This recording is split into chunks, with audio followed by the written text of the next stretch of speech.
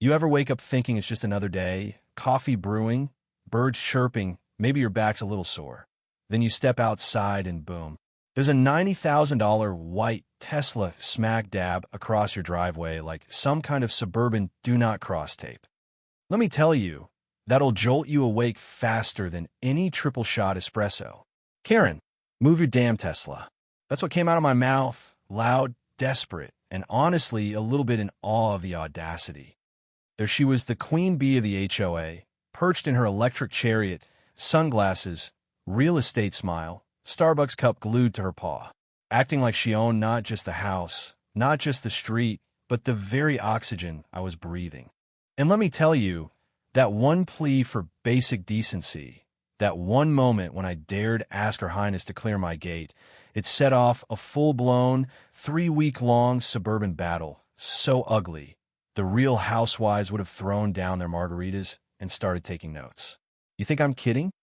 Karen Whitmore, her name's burned in my brain, was the kind of woman who could weaponize a smile and turn a neighborhood meeting into a turf war. Moved in with boxes still taped up, slapped her real estate license from California on the table like a badge, immediately got herself elected HOA president. Every morning, without fail, she'd glide in, park her Tesla right across my only exit, then fire up her phone and record me. Yeah, me, trying to shimmy my work truck out around her precious electric baby, cussing, sweating, generally looking like a lunatic, while she sipped her oat milk latte and grinned at me through the window. Somewhere, Satan was watching and taking notes. Now, you might be wondering how I ended up here, squaring off with the HOA queen. Well, let me rewind. 3 years back, my whole life got flipped upside down. Lost my wife, Sarah, to cancer. It was the kind of heartbreak that just gnaws at you, takes the shine off everything. The only thing that kept me upright was inheriting 5 acres from my granddad, a wild, overgrown patch of land, half grass, half construction graveyard, and one cranky old Ford. I had big dreams, you know? Just wanted some peace, maybe fix up the place, run my small construction business, and be left the hell alone. But that dream? Already dying, thanks to some developer who decided to slap a cookie-cutter subdivision right on top of our town. Country charm for city folks, they said. Translation: folks fleeing California with more cash than common sense. I figured if I just kept my head down, paid my taxes, nobody'd have a reason to bother me. I was wrong. So wrong. Enter Karen. She had this vision, see improve the neighborhood, which really meant get rid of everything and everyone she didn't like. My trucks, my old excavator, my actual existence. She started out friendly. In that way, snakes are friendly before they bite. Stopping by to chat about my unsightly vehicles, always dropping hints that maybe I'd be happier running my business somewhere else. The exhaust from my Ford, she claimed, was single-handedly melting the ice caps. If I hadn't been so angry, I might have actually laughed. Then came the psychological warfare. She'd time her mailbox strolls to perfectly coincide with me leaving for work. Every time I so much as glanced at my truck keys, her Tesla would magically need a rest right across my exit. The woman made a full-blown art form out of blocking me in.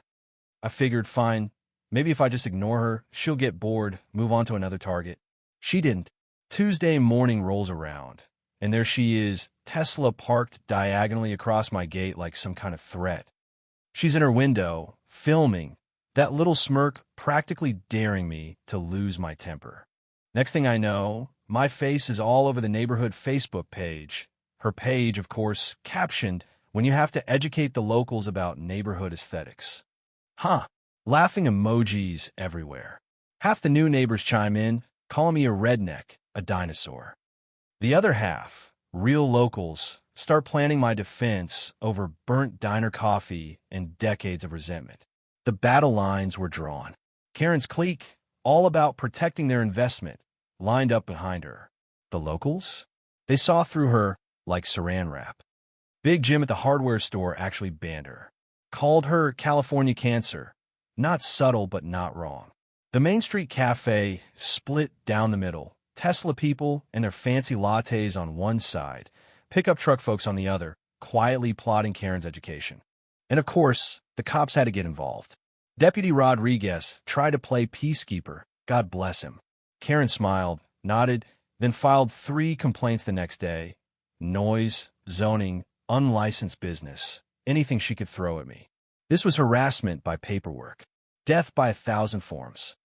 I realized then it wasn't about trucks or property values. This was about power. Karen had made a career out of bulldozing folks like me, turning neighborhoods into playgrounds for rich out-of-towners. But this time, she'd picked the wrong guy. Week 2, things escalated. She formed a whole posse, neighbors with clipboards, pacing my property at sunrise, snapping photos, taking notes, waving iPhones, pretending they were improving community safety. It was almost funny if it hadn't been so infuriating. She filed a 7-page complaint with the county, zoning violations, environmental threats, you name it. She dug into county code like she was writing her thesis.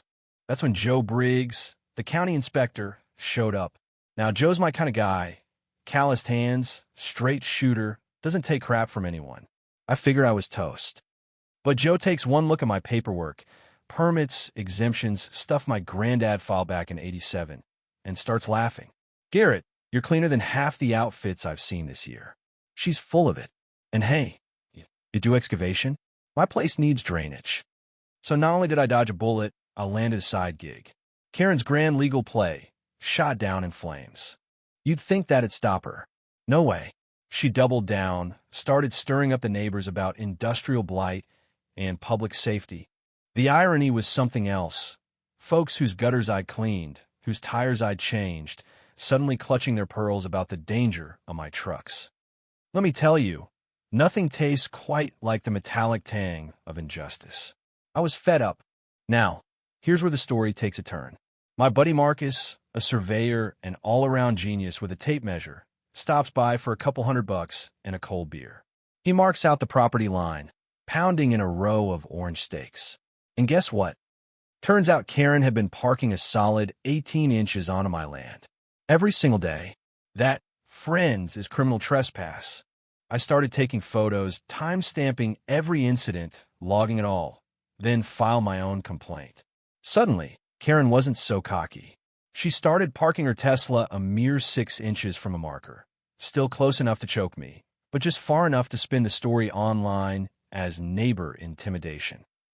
She whipped up a petition, tried to get the zoning laws rewritten. But the tide was turning. The hardware store was done with her. The cafe, too. Folks who'd stayed quiet brought me coffee, left notes. Hang in there, man.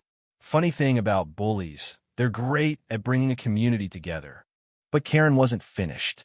She started parking at weird angles, claimed she was monitoring for security threats, spent hours in her car, snapping photos through my window with a telephoto lens. It was like she made a full-time job out of tormenting me. 3 weeks into this nonsense, she finally slipped up.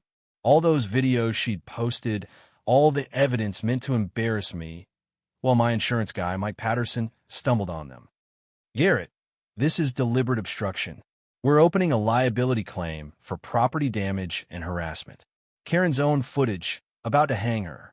So I fought fire with fire, upgraded my security, put in motion sensors, started live streaming her shenanigans. Called it the Millbrook Gate Chronicles. Suddenly, it wasn't just the neighborhood watching, it was half the state. People from Bend, Seattle, even as far as Boise tuned in to cheer on the working guy. Karen? Her real estate business tanked. Folks started digging up her history.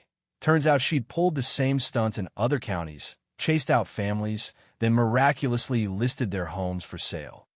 Now, her reputation was in free fall. She doubled down, built herself a little harassment HQ in her driveway. Lawn chair, laptop, snacks, playing suburban sheriff for all to see.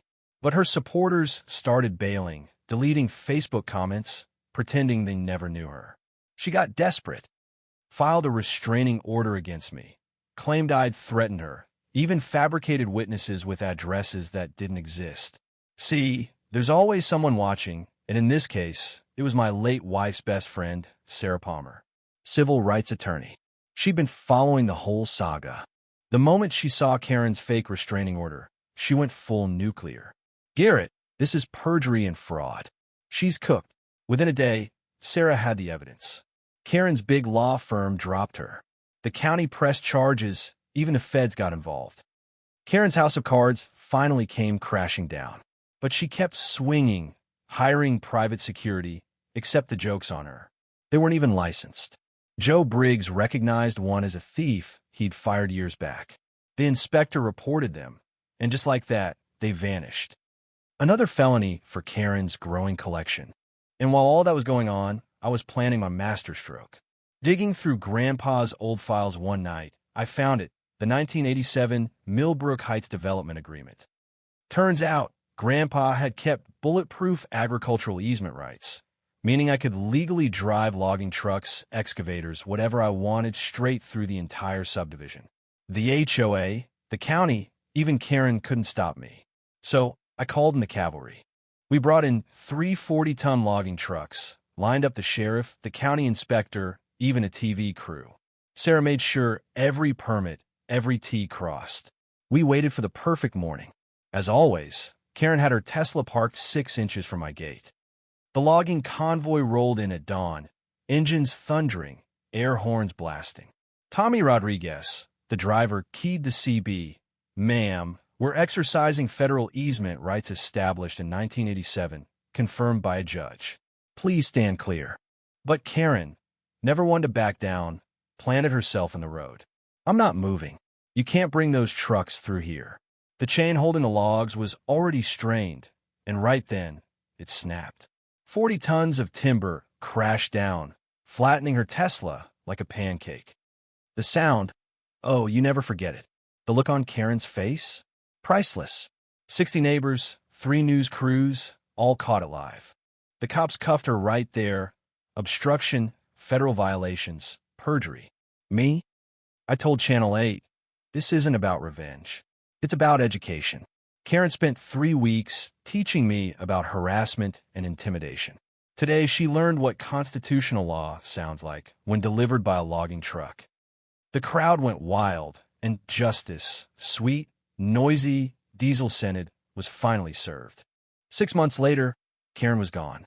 Her Tesla's scrap metal sits on display at Big Jim's Hardware, a monument to what happens when entitlement meets 40 tons of property rights.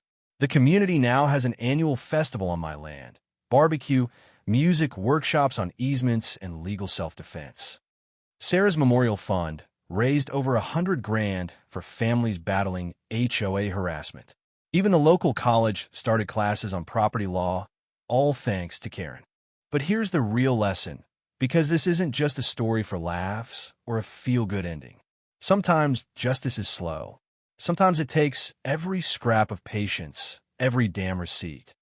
But when you're up against bullies, the kind who hide behind rules and paperwork, a little grit, a tight-knit community, and just the right piece of evidence can turn the tables. Sometimes, all it takes is a logging truck and the guts to stand your ground. And now, let me ask you, where's the line between defending your rights and becoming just like the person who wronged you? How far is too far when justice is finally on your side? Drop your thoughts below. Ever dealt with a Karen of your own? Share your stories. Because sometimes the best revenge is a good neighbor, a sturdy filing cabinet, and a little help from gravity. Peace out.